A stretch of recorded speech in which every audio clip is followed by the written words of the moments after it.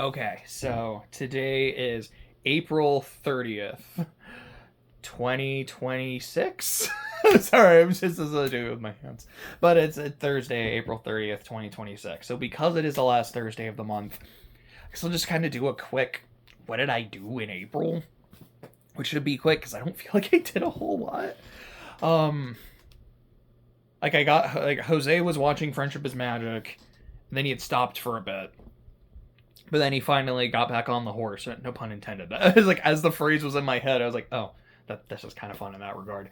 But he got back on the horse. He has finished season 4, maybe a third or so of the way through season 5. Jose and I finished our playthrough of KH2. I know he's started Birth by Sleep, but I don't think he's played much of it because I think he's still finishing up Silk Song. Clay had started KH3, played through it, and was doing the data fights. And he got most of them done because you don't get access to. I like to call Master Xehanort Max, just MX, but Max and Shion, because he still has to do Riku and Saix. But I think he's just. I don't know if he's just like, look, I'm taking a break because this was a lot and this shit is hard, and that's fair because he's been playing Elden Ring for a while, or if he's like, you know what, I'm done and I'm just playing Elden Ring. Either way, I think is fair. But like, I was playing KH3 with him, I was doing some of the data fights with him. Like, yeah, I actually really hate these two fights. Like, I am so bad when it comes to Saix and Riku. I did them. Like, I learned Saix, and it was still really hard. And I just remember with Riku being like, I learned this fight, and when I finished it, it wasn't like with Terranort or Vanitas, or like, okay, I learned this. I got really good at the fight. It was more of a, yeah, I knew it enough and kind of just stumbled my way through it, and eventually I got him, so I'll take it. Like, I hope he does go back to it, because I want him to at least, like, try Xehanort and Shion. I really want him to be able to do Yozora. Ugh. Dude, Yozora was so hard. But, that's been a good chunk of it. Reading Lord of the Rings. I finished Two Towers this month, and I've read a good chunk of Return of the King. I have 3 chapters left in book 5, which is the Aragorn, Merry, and Pippin side of things. I mean, Legolas and Gimlis are there too. Legolas and Gimlis! I did not do that one on purpose! Oh my gosh, I love Legolas and Gimlis! Those are my 2 favorite characters! I still didn't mention Legolas and Gimli because they don't really narrate, but like, there's Merry perspective chapters, Pippin chapters, and Aragorn chapters. But in that section, I have 3 left. And then I go back to Frodo and Sam. So I don't know when I'll be done with Return of the King. My plan is hopefully by the end of next week. Maybe a little sooner, I don't know. I've been trying to read about 2-3 chapters a day-ish, and it's been pretty good progress. So I haven't done any reading yet today, but theoretically, if I were to do that, I could finish Aragorn's chunk of the book today. My next book afterwards, the plan is I'm going to start Brothers Karamazov, and I'm looking forward to it. There's a chance I might do something else, because I do have a list of books, both like physical books and just some audiobooks I'm interested. I think for me, this year when it comes to reading, it's just kind of like a lot of classics. Like, I read Catcher in the Rye, Pride and Prejudice. Some of these were physical, some of these were audio. Scarlet Letter, reading Lord of the Rings, Brothers K. Oh shoot, what was it called? Confederacy of Tudson. I loved it. It was great. Oh my god. And Red Badge of Courage. So like Brothers K, that's a literary classic. I have Hunchback on my list. I don't know if and when I'll get to it, but I that's there. Like I said, there's some other books that I have physically. They're not all classics. I mean, I've also got some Dune books I need to read. I think I'm on book 3, because I have a friend who for either Christmas or my birthday. Sometimes it alternates. Will just give me like the next book in the Dune series. So like, okay, there's an obligation here, so I do need to read book 3 at some point. And that's kind of all I have to say about that. Let me try that again. I think in terms of classic literature, that's about all I have to say. At some point, I want to get back into reading Ward, because I didn't drop it. I just kind of stopped for a bit, and then that bit continued. But I was really enjoying it, and I've really had worm on my brain. I guess it's the worm in my brain. But I've had worm on the brain for like the past few days. I'm like, I almost kind of want to reread Worm. Like, well, I shouldn't. Not because of anything wrong with that story. I fucking love it. But just, well, if I really want to reread Worm, maybe I should just get back into Ward. Or I also am interested in like Pact and Twig and such. I think, is there another one? There might be. It's like, is there another 4-letter word story by Wildbow? Yeah, off the dome, the only ones I think I know about are like Pact and Twig. But I feel like there's a third one that I've heard of, and I just can't remember the name, in addition to Worm and Ward. But there's that. I've done a good amount of writing. I made a lot of Isla progress. The last chapter was the longest so far, because I essentially took an entire chapter and also a decent chunk of another chapter and just kind of combined them together. I think I had said last month, and like over the weeks, I was just kind of playing around with some of the pacing from the original manuscript. Like, okay, let me splice these together. Let me put this thing here just for pacing reasons. And I think it's been working out. We'll see. I think, again, we'll see, depending on how some things get spaced out and like rearranged. But there should be 3 chapters left of book 1. And then I'm going to take an Isla break to work on other stuff. I would say it's anywhere from 2 to 4, depending on how I space things or like splice things. We really wouldn't be splicing, it'd be more splitting in this case. Well, there's 3 chapters. One might get split, but I could also see, like, if this gets split, these 2 bits could get spliced, or these 2 bits could get spliced, or it could be 1, 2, 3, 4. But I don't think I would do it like that. It might just be 1 spliced, so 2. Anyways, just kind of talking out loud through it, but a few ways I might do that. We'll go as we go. We'll see what happens. And then also the NBA playoffs. OKC is in the next round. Spurs are in the next round.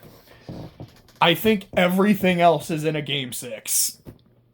So we could have, like, 5 series go to a game 7? Which would be wild. And I don't really... Oh, what was the phrase?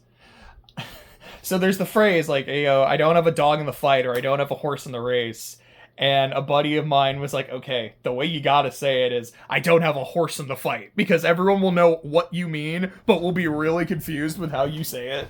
So, it's, I don't have a horse in the fight for most of these other series. But, like, my just kind of personal rooting interest, like, yeah, I want the Sixers to beat the Celtics. I don't hate the Celtics by any means. Like, yeah, like, I've been an Embiid fan. I like the guy. I would like to see him, go to the next round. I would love to see him make a conference finals, let alone an NBA finals.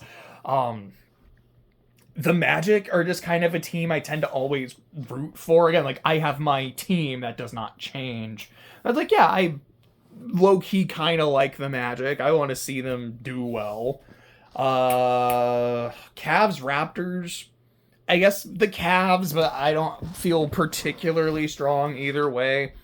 I'm rooting for the Rockets because, like, I think I've said it before that I'm a LeBron hater, and I think I've explained why, which is like, look, man, you beat OKC in the playoff, or you beat us in the finals that one year, and I've never forgiven you. Like, there is nothing else against you. one of the best players of all time. You can make a genuine argument that he is the greatest NBA player of all time. I think anything outside of your top 5 is just insane. I don't really have I think for me, and yeah, I'll fully admit I'm a very casual NBA fan. It's some combination of like Jordan, Kareem, and LeBron for my top 3. Outside of that, like for 4 and 5, I don't know. I'll probably put Tim Duncan in there somewhere. But my point is, I'm a LeBron hater, and it's just because you beat my team in the finals. Like, I say it's nothing personal, it's just business. It's clearly personal, but it's in a business kind of way. And like I feel like I could get away with that, but I don't like really wish the man any ill will outside of that. What other series is there? I feel like I'm forgetting someone in the West, or maybe someone else in the East. All right, Nuggets Wolves. Oh, I'm definitely rooting for the Wolves in this one. Dude, this has been a fun series, and they're all bad defenders. Oh my gosh. It's like, dude, I want to see the Wolves win so bad. I think it would just be amazing. Did I forget a series in the East? Okay, that's the 4-5. That's the 1-8. That's the 2. Oh yeah, Knicks Hawks. I was like, I feel like I've only named like 7 series. I think I am rooting for Atlanta, but that one, and like, look, I'm a Saints fan. I hate the Falcons. I don't hate the Hawks, but I'm rooting for Atlanta, but it's not like I hate the Knicks. I want to see the Knicks lose. I think I'm just more rooting for this to go to 7, and like I've always liked CJ McCollum. Trying Jennifer is one of my favorite NBA quotes of all time. Like I would like to see him do well as well, or at least to see him advance. He's been playing well. And that's kind of April in a nutshell. So going into this week, I already talked about Isla. Haven't done as much writing as I should have, but I've done some. We'll try to do more. I talked about the NBA already. I talked about Lord of the Rings. Oh yeah, April. I've been watching Survivor, and I just did my Survivor video about the Mr. Beast episode. Which, to sum it up, as I summed up in the episode, or like in that video, I liked the episode a lot. I didn't mind the like just kind of screen presence of Mr. Beast. I hated the Super Bowl Air advantage, and that's all I'll say about it here. But other stuff. Something I forgot to say in April was listening to The Killers and their studio albums. And the next group is the White Stripes, which I finished last night. Because today is Thursday. I started, I think, I did Tuesday, Wednesday, Monday, Tuesday, Wednesday, listen to all their albums. And unlike with The Killers, I made sure to kind of take notes as I went. I didn't take any notes on Icky Thump, and that wasn't like this album sucks, I'm not going to take notes. I was just kind of chilling. I was listening to the album while watching the end of the Lakers and the Rockets, which I think I also did with Elephant. I think I was listening to that while watching Blazers Spurs. But I took notes on that one. I just, for whatever reason, didn't take any on Icky Thump, but I liked it. So at some point, I'll need to do my video on the White Stripes. Short version, yeah, that was a fun experience. I really liked that. And I think the group I'm going to try to do after them is Guns N' Roses. Let me just look at my notes. Okay, so then the only other thing is I have finally started watching Gundam again.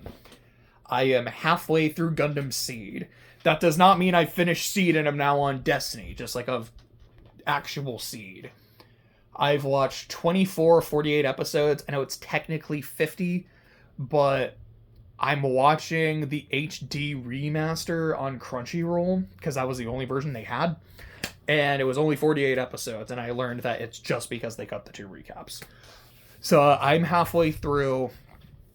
I like it a lot so far. There's some moments here and there I'm like, I'm not crazy about that, but it's giving me what I want from Gundam. I have a pilot who is...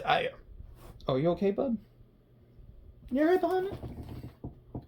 Oh, he's okay. Yeah, I think he maybe just had a hiccup. I have a pilot who's a good boy, who doesn't want to hurt people, but wants to protect the people he cares about, but is definitely having human reactions to piloting a Gundam.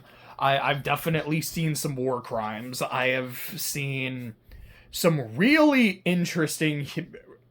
How do I want to say this? I think Flay is a fascinating person, and she's easily my favorite part of the show.